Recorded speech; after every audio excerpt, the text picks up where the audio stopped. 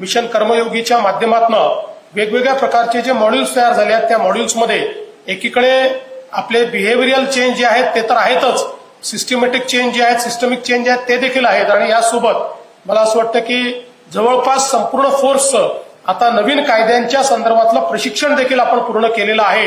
हे नवीन कायदे इफेक्टिव्हली राबवून आपल्याला लोकांना जस्टिस कसा देता येईल.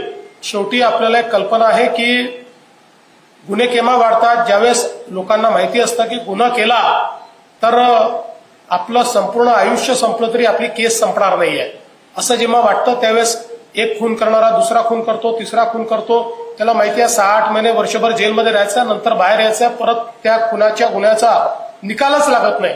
पण आता ही व्यवस्था बदललेली आहे.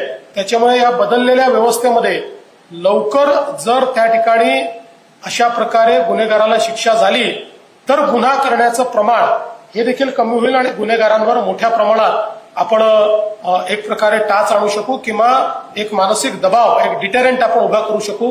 त्या दृष्टीने आपण सगळ्यांनी ही जी नवीन पद्धत आहे ही पद्धत अतिशय चांगल्या प्रकारे वापरावी अशा प्रकारची आपल्या सर्वांना मी विनंती करतो.